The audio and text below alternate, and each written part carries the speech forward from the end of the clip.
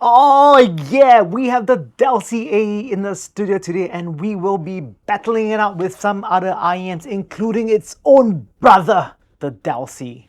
The world lives for drama. Family feuds are the best. Welcome to the Super Chonk Show. Really, the Delci AE shares a lot in common with the original Delci, including the packaging.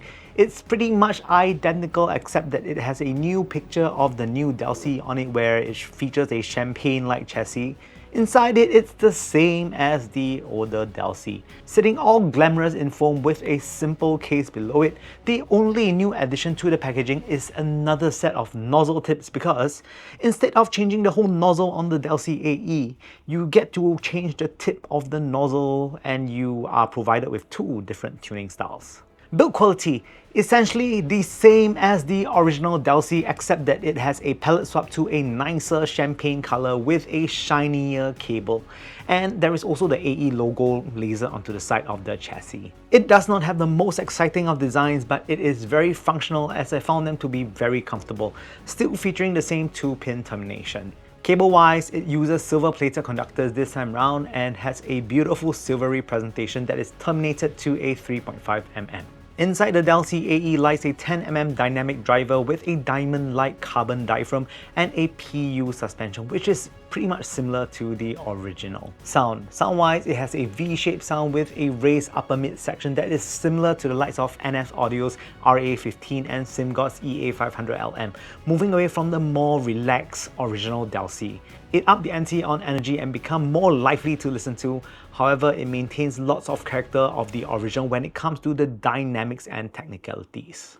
Between the two nozzles, the gold nozzle gives you more upper mid-range while the silver nozzle is a bit more tamer on the upper mid. Prefer the gold nozzle as it gives a bit more excitement to the overall tone. Now you might prefer the silver one and that's perfectly fine, but for this review we are going to base it off the gold nozzle. Based on the Delci AE is still pretty full sounding and pretty similar to the original, but perception to the bass has been altered a bit due to the increase in upper mids. Bass still sounds full and pretty engaging to listen to. It hits deep with good levels of sub-bass rumble and harmonizes well with mid-bass. I like that it did not feature a scooped mid-bass section, ensuring you have body when the bass slams. Bass resolution is like the original, pretty satisfactory, and it is pretty much the same on the Delci AE. Constants-wise, it is not the fastest but certainly fast enough. Mid-range is where you can see the greatest change happening. It now sounds more forward than the original with more emphasis on the upper mids. It isn't as laid back as before and certainly a bit more engaging to listen to. Instruments are clear and it is able to show off the layers of music better than the original. It now renders female vocals slightly better due to the shift in upper mids while male vocals are still respectably rendered. Resolution, it's pretty similar to the original and that is rather lovely. Treble extension is improved as well as there is just more presence to make music sparklier to listen to. There is good levels of air in the music that help create a very realistic soundstage. For me, I did not experience any sibilance, but for folks who are a little bit more sensitive to treble, you should take note.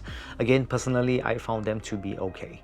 Soundstage, when it comes to width and height, Delci AE renders width and height, although not the biggest I've heard. I would say that they render it in a similar manner to like a small venue such as a live house. Depth and positioning, that is good on the Delci as the bass has really nice dynamics. Positioning is also plenty adequate as well. Next up, some comparisons. Firstly, versus the SIMGOT EA500LM. The Delci AE enters the same arena as the SIMGOT EA500LM. Will it defeat it? This time round, both having similar tonal character, it will be interesting to find out who wins. Resolution-wise, the EA500LM is just more refined than the Delci AE. It renders resolution more effortlessly and is essentially smoother. But the Delci AE has something up its sleeves. It does dynamics a hair more enthusiastically compared to the EA500LM. Next up, versus NF Audio's RA15. Build quality wise, the RA15 chassis feels more solid compared to the Delci AE. However, I kinda dislike the ear hooks that is on the RA15. The Delci AE feels less substantial, but the cable here is pretty manageable, which is nice. The Delci AE actually shares a similar tone to the NF Audio RA15, however the RA15 bests the Delci AE when it comes to resolution. The RA15 is technically excellent and will be very hard to beat. However, the Delci AE is a tad bit more fun sounding by comparison. Sure, it can't beat the RA15 for pure resolution, but it does have a bit up on it when it comes to dynamics. And of course, we need to talk about it against its original sibling, the original Delci. So the original Delci, it's a more laid-back, warmer sounding version. So the original Delci is a warmer, more laid-back version of the Delci house sound. The AE has that increase in upper mids, making it a bit brighter sounding and a bit more engaging to listen to. So really, between the two, you should pick your poison. Do you want something that's a bit more laid back, more relaxing to listen to? Or do you want something that is a bit more engaging? If you want something more engaging, then go with the Delci AE.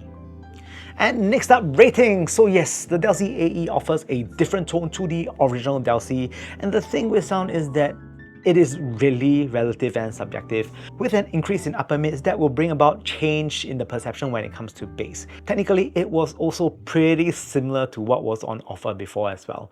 So let's get into the rating of the Delci AE. Packaging here does not have anything cool to shout about. It gets the job done without much flair. Pretty average packaging, nothing too special. Bass is actually pretty similar to the OG, but the thing is, with the increase in the upper mids, this has brought about some perception changes to how bass is rendered. It is still plenty dynamic and exciting, but just slightly behind the original. 7 out of 10. Mid-range this time round, emphasizing different aspects. It has more of a focus on the upper mids and for some will be perfect. However, at the same time, male vocals lost a tad bit of energy. 7 out of 10. Still a very respectable result. Treble extension is audibly better with a area rendering. 7.5 out of 10. Soundstage is pretty much the same as the original Delci, so it maintains a strong 7. Resolution wise, it's also very similar to the original Delci, a 7 out of 10. And now for the most important category, the enjoyment factor. The Delci AE is a largely enjoyable, and it tried to compete in a slightly different signature from the original, and it's really quite successful at it. It is largely enjoyable, and if you're looking for a first sub $100 IEM, I think this would be a good choice. My rating for the enjoyment factor would be a strong A-.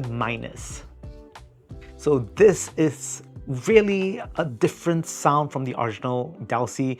It's not too different in terms of tone, it's just a bit brighter sounding, and that's basically it. Once again, thank you guys for watching the Superchunk Super Audio Show. If you like this week's episode of the Superchunk Super Audio Show, please kindly press the like and subscribe button right here down below. Do check out the descriptions below because I include my ratings for all the IEMs that I have mentioned in my channel so far. Once again, thank you guys so much for watching. A like would be appreciated, a subscribe would be fantastic, and if you have already subscribed, you are one fantastic person. Hope to see you guys soon.